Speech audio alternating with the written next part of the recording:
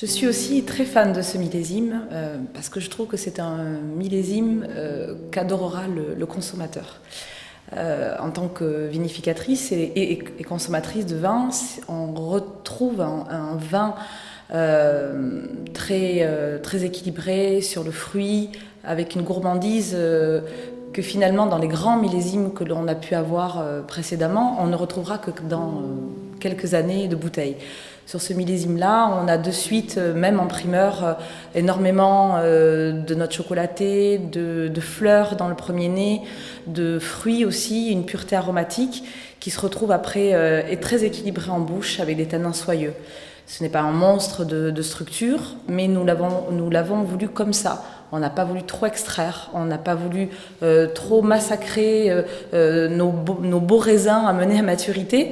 C'était un millésime de vigneron. On a dû beaucoup travailler à la vigne dans la première partie du printemps pour amener ces raisins à excellence.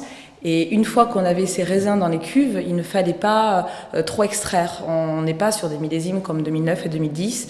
Ça a dû être avec beaucoup de délicatesse qu'il a fallu extraire ces arômes et ces tanins pour aujourd'hui avoir vraiment un joli nez, une jolie pureté aromatique et beaucoup de soyeux en bouche.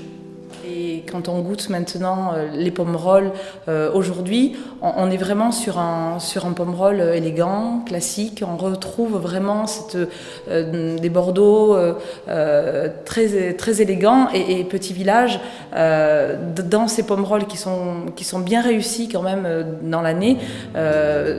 Sort son épingle du jeu par vraiment sa pureté aromatique et son équilibre de bouche.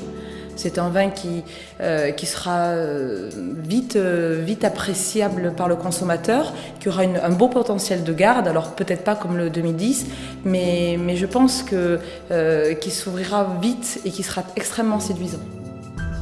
Donc pour moi, le premier nez est extrêmement chocolaté. Nous trouvons des fleurs type iris sur la deuxième partie du nez, à l'ouverture. Je pense que le millésime 2012 est un millésime solaire. Quand on dit millésime solaire, c'est un millésime extrêmement stable aromatiquement. L'attaque est très fondue, beaucoup de gras, onctueuse. Les tanins sont présents et très soyeux.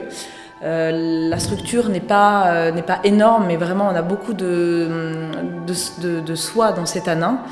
Sur la finale, nous retrouvons ces caractères floraux et puis le côté fruité, une fraise en croque, une cerise, une framboise, de la fraîcheur dans ce millésime 2012.